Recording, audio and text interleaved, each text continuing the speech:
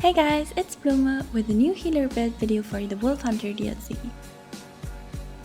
I'm gonna show you the setup I'm using in the Maw of Lorcash with my progress group, but this setup is perfectly fine for most other trials in all dungeons.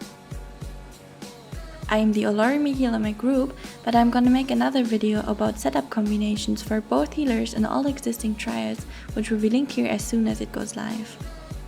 Of course, you have to communicate with the other healer and look at your group composition as well as the trial you will be running with them and choose your gear accordingly.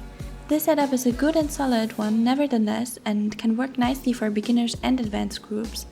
Because of time limitations, I cannot talk about every small detail and healing based knowledge, but I recommend you my how to heal and content video from January on my old channel for healers that just start out. A lot of stuff is outdated, but I talk about general healing business that stayed the same in there. If you want an updated beginner video for healers, let me know in the comments below. Personally, I have all kinds of different heal characters to choose from, but today I'm gonna show you my Breton Templar. In general, I use all three healing races, High Elves, Bretons and Argonians, depending on the type of content I'm gonna play. Bretons have higher resistances and more cost reduction, High Elves got more magicka recovery, and Argonians have the biggest healing output, more HP and the wonderful potion passive.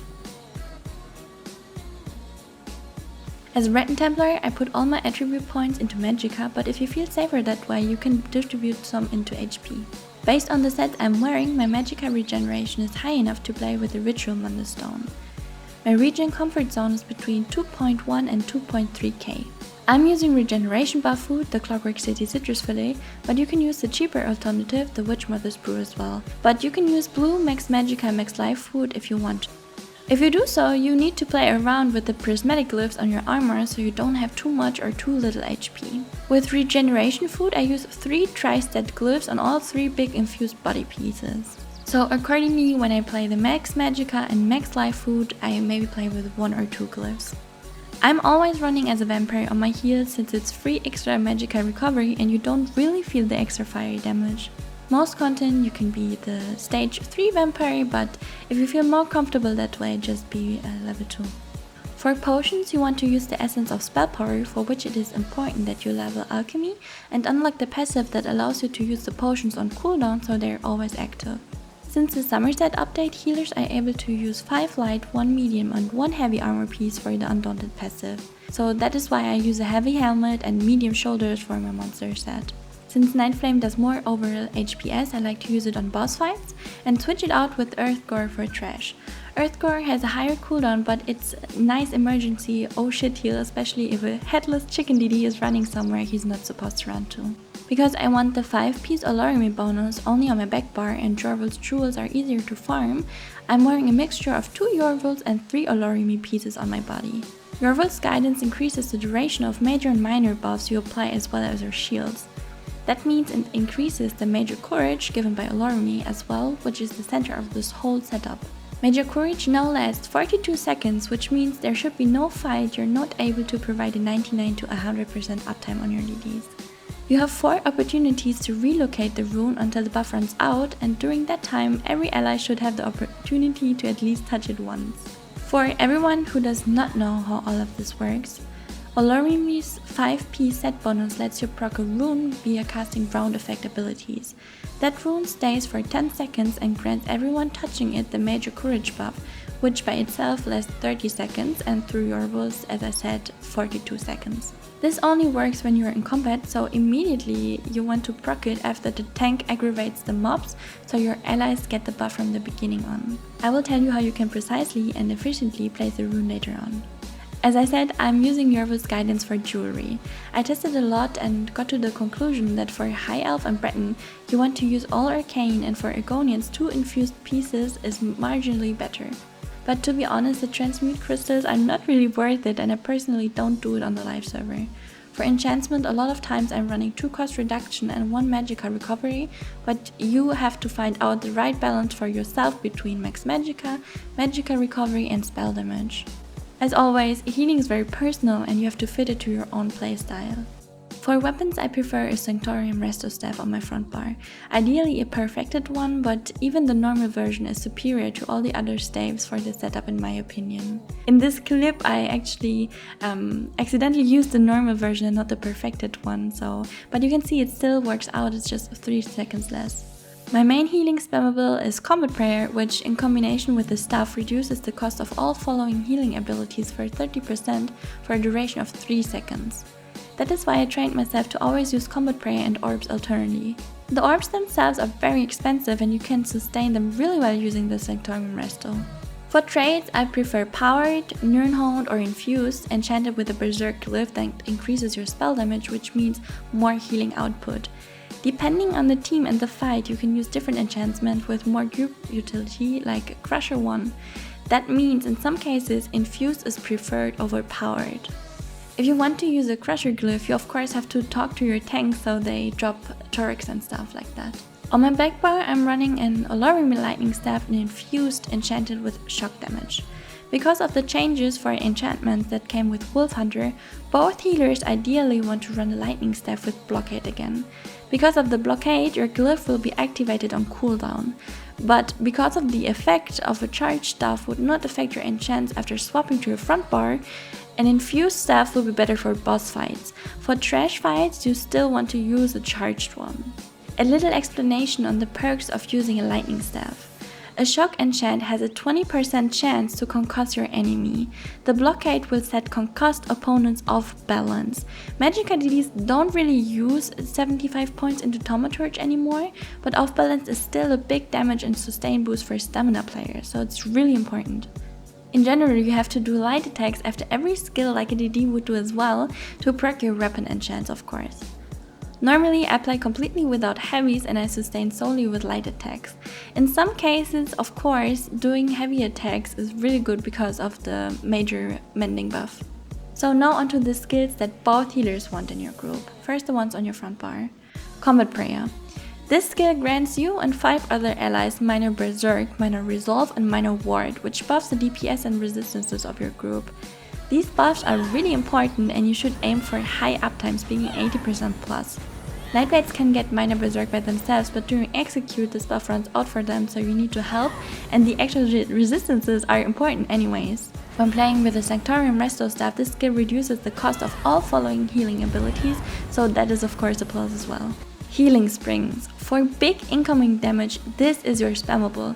You can stack them and they're cheap since they give back Magicka for up to 3 heal targets. I think this skill is relatively self-explanatory and all healers know it very well, but in some trials, one healer wants to use the second morph, Illustrious Healing, since these ones will stack better. An example for this is the tank heal in Asylum Sanctorium. Breath of Life. This is of course the oh shit heal of the Templar that saves you and or up to 2 other allies in the semicircular area in front of you.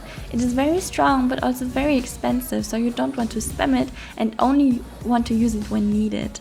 Energy Orbs. These bubbles not only provide a synergy for all your allies that gives them back big amounts of resources and of course activates Alkosh on the tank, its healing output is really nice as well, so you really want to be an orb machine and spam those puppies. The obligatory skills on your back bar are, first, the Luminous Shards. They provide a synergy that gives back resources just like the orbs, and they share the same cooldown as well. As I run Olorimi on my back bar, this is the skill that I use to place the rune. It appears directly in the center of the shard. I like to bar swap cancel the skill since the animation can be a little slow. So since I place the shard on my DDs, it is important to provide enough orbs for the tank and the other heal to provide a synergy for them in the beginning of the fight. So immediately after the fight starts, I will place a shard on the place where my DDs will stand and the other heal has to place a shard on the tanks. Ritual of Retribution. This is a big healing AoE that cleanses up to 2 debuffs from you as well and provides a synergy to use for your allies to purge themselves. Of course, tanks should use it to activate Alkosh too. The healing over time component of the skill is nice and it helps to keep everyone at full life while buffing the group and not using healing skills. Besides that, it activates a passive that grants you minor mending that increases your healing done. This also procs the Olorimi rune, which is why you should run onto your DDs when casting this and go back to your place again when it's on the ground. This also helps to make sure everybody, including the tank, stands in it. Since we use lightning staff, we're gonna use the blockade to provide off balance as explained earlier. The blockade can also activate Olorime, but I highly recommend not to do so because the placement of the rune is rather random and you cannot place it as precisely as with the shard. The ultimates both healers normally want to run are the replenishing barrier and the aggressive warhorn. I use the barrier on my front bar to profit from the Magicka 8 passive that gives me more Magicka recovery. A good horn rotation is very important, and healers with draw rules have the benefit that their major force uptime is longer. The higher the horn uptime during a fight, of course, the higher the group DPS. Another obligatory skill for experienced group is the Stalwart Guard. You want to guard a good Magicka DD to grant him minor force so they can go full DPS. But watch out, since you will get 30% of their incoming damage, which is why I don't recommend this skill for all fights and groups. In Trash, most of the time we do not use this as well. Instead of it, you can slot the Inner Light, a shield, focus, or something else you prefer. Now on to optional skills. I'm the healer in our group that uses Elemental Drain. The other healer can use Quick Siphon instead. Drain is a free skill and your uptime should always be 100% on bosses and big mobs. This pushes your Magicka DD's DPS. Minor Magicka Steal is a very important debuff and you can use the skill before the tank pulls as well, since it doesn't aggro the enemies. If you want to use a Maelstrom Resto Staff, you want to go with Mutagen or Rapid Regen. This is a nice hot, and in combination with the VMA Resto, it helps you to sustain by regenerating Magicka whenever you critically heal an ally using this skill. If you got the space for it, you can also use the Focus to get some resistances and Magicka back. This also activates the Minor Mending passive. Another important skill is of course the Efficient Purge, which you want to use in certain trials like VHOF or VMAL. This skill cleanses debuffs from you and your allies, but it is rather expensive, so really only use it when you have to.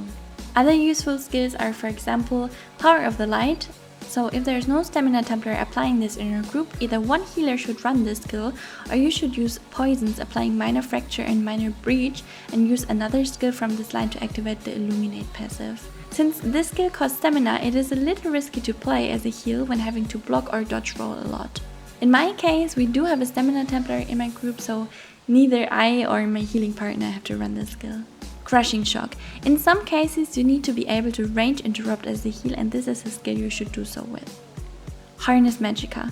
Normally I play without a shield at all, but under some circumstances, like kiting the meteors, this will be very helpful. A dead heal is never a good heal. Inner Light. If you have the space on your bars, especially on your main bar, use it for more max Magicka and thus more healing output. You don't use it, you just have it slotted. Both morphs from the Blood Altar. In some situations, it is nice to provide an extra synergy for the tanks. If you use this, you don't have to run Quick Siphon since it applies the same debuff. And of course, there are plenty of other skills that can come in handy for certain content. Just always communicate with your group and have a look at the current gameplay meta. For champion points, you should customize them a little bit to your playstyle as well. Maybe you play with more heavy attacks than I do, etc. My red CP are fit to the more of Lawcash here, and you need to switch them out according to the trial you will be running. If you have any questions concerning this, just ask in the comments and we will be happy to help you out. I'm gonna quickly show you my CP now, and you can always pause the video if it's too fast for you.